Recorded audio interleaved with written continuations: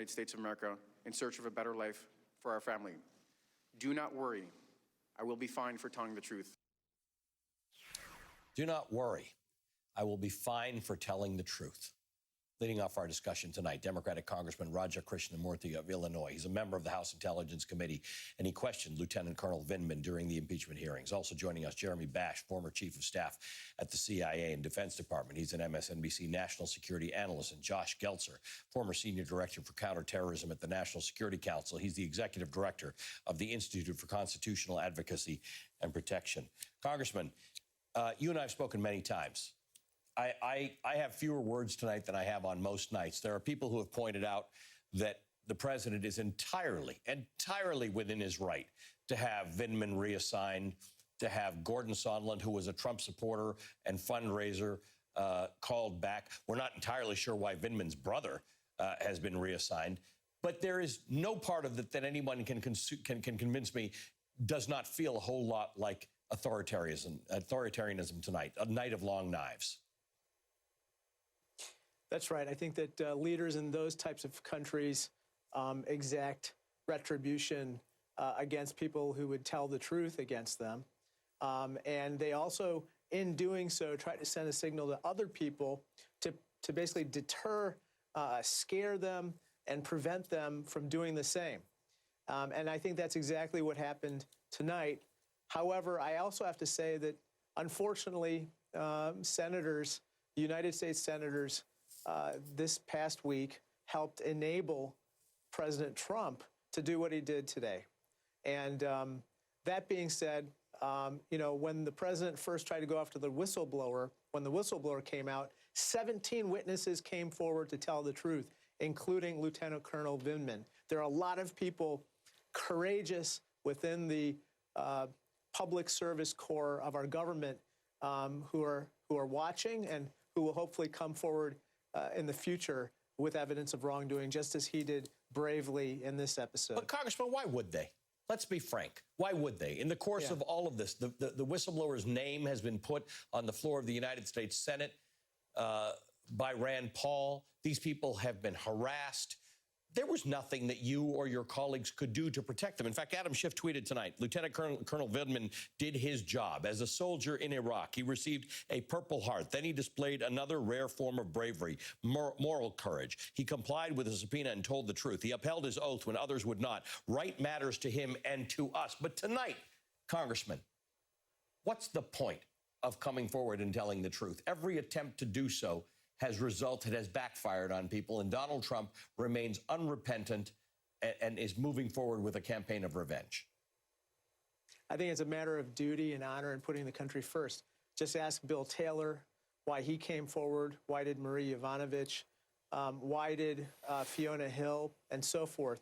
They were all people who, I believe, put the country's best interests above their own best interests. And there are a lot of people like that, Ali. If this particular impeachment episode demonstrates anything, there are a lot of courageous, brave people who are watching and who will come forward with evidence of wrongdoing going forward as well. Jeremy, give me your take on this.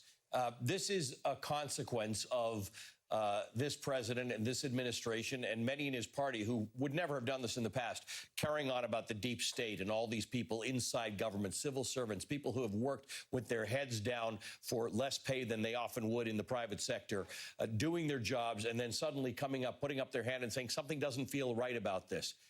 There's never a reward for whistleblowers, even in the private sector. They're just, I mean, any book anybody reads about whistleblowers knows it always doesn't end up well for them. But this deep state, Colonel Vindman and his brother are what Donald Trump calls the deep state. That's right, Ali, and I think we should pierce the myth once and for all tonight that Donald Trump is somehow pro-military.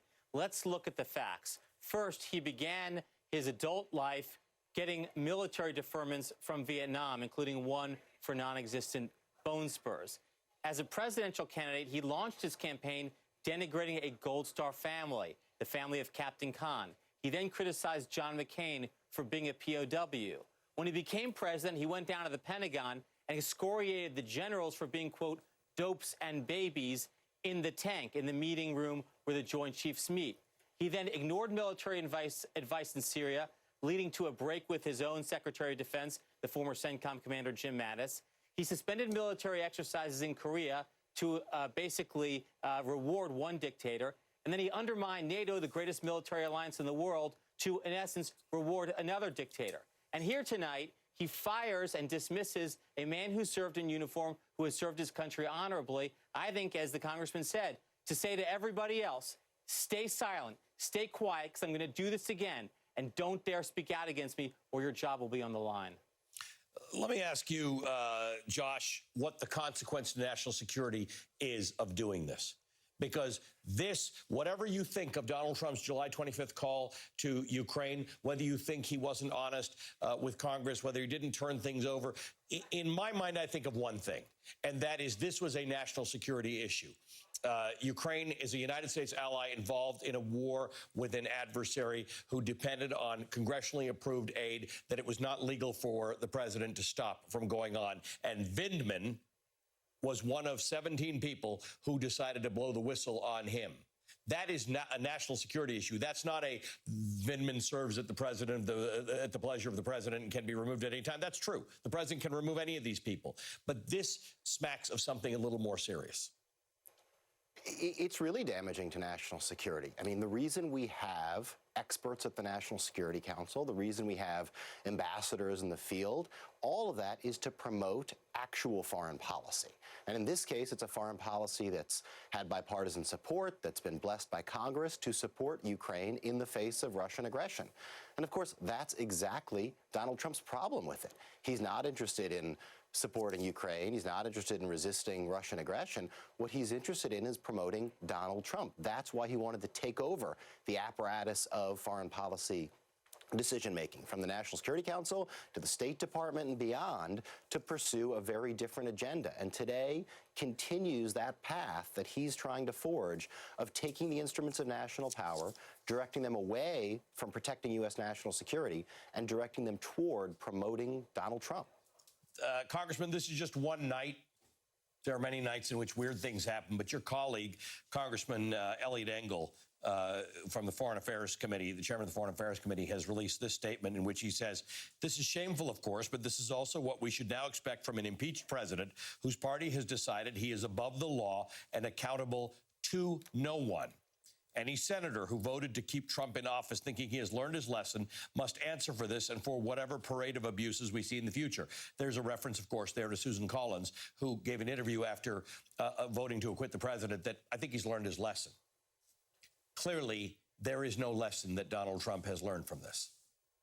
Well, as you know, after Bob Mueller testified on July 24th of last year, on July 25th, we have this call with Zelensky, by the way, which Lieutenant Colonel Vindman listened in on, and after hearing the president call for an investigation of Biden and a debunked conspiracy theory, then went to the NSC lawyers to report on. I think that what we know about this president is that he may view this as an invitation, this acquittal as an invitation to do the next thing. And that's what we have to fear right now.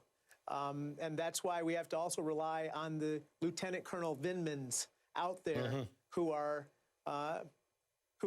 duty-bound to basically report on wrongdoing, regardless of the consequences. I think I believe that Lieutenant Colonel Vindman himself knew that what happened tonight was very likely going to happen after he testified the way he did. And yet he did so anyway. But That's Congressman, courage, you know, man. and we played that courage. clip in which he said, "Dad, I will be okay for telling the truth." And to Vindman, unlike many United States senators, losing your position is actually not going to end your life. Losing your position for taking a stance on the side of justice, Lieutenant Colonel Vindman will sleep properly for the rest of his life. But what can we say? Why would we encourage? What would other Colonel Vindmans or Marie Yovanovitches or Fiona Hills take away from this? Because the long knives are out. Donald Trump is coming for you, and there is no Mueller inquiry. There is no impeachment process. There is no sanction to stop him from doing so. So I'm struggling, Raja. I'm struggling because I don't understand what message we really want to give these people other than congratulations, you're a good human. I think that one thing that I've learned observing and dealing with these types of folks in government is, you know, when President Trump, you know, threatened to out the whistleblower, and said all kinds of really appalling things about the whistleblower, that's when a parade of witnesses came out, Ali. And you just have to wonder, why did they do that? Why would they do that when they know that the president is going to seek retribution against whoever comes out? And I think there's something to the fact that these folks are made out of a substance, made of stuff that's finer, higher, better quality than most people. And I just have so much regard and respect for their patriotism and loyalty. I think that they're going to do what's right regardless of the consequences. That's the type of people they are. Jeremy Bash, if I could, I would just keep on playing what Vindman said to his father, that I will be okay for telling the truth. We are in a time in America where you won't necessarily be okay for telling the truth. So help me out here. What is the thing? What is the message that we send tonight? Because the night is not over. The purge is not over. It has begun. There are 3 people who have been taken out by President Trump tonight because of this. But there are people on the internet, on Twitter, who have these people's addresses. They have their names. They are going out there and harassing them. These people have had to seek out security. They've had to seek out privacy from the attacks of right-wing lunatics. What do we do? I think we stay true to the ideals and values that drove many of these brave individuals into public service in the first instance. You know, Ali, emblazoned on the wall of the original headquarters building at CIA are the words from the New Testament that says, know the truth and the truth shall set you free. And it's that adherence to the truth, adherence to the facts that really animates so many of these brave public servants. And they've got to stay in the fight. They've got to stay working on the hard problems, because the acquittal in the Senate wasn't just an invitation to Trump to do nefarious things. It was actually an invitation to Russia, to China, to other countries to again attack us, interfere in our elections, because they got away with it the last time. And so I think we need those professionals. We need those intelligence and military professionals to stay in the fight, to defend our country. It's at stake tonight more than ever, Ali. Jeremy Bash, Congressman Raja Krishnamoorthi, Josh Geltzer, thank you for joining me on what is a difficult night for democracy in America. Coming up, a former Trump appointee who stood his ground against Trump in the administration endorsed a Democrat today, speaking frankly about why we need new leadership in the White House. That is up next.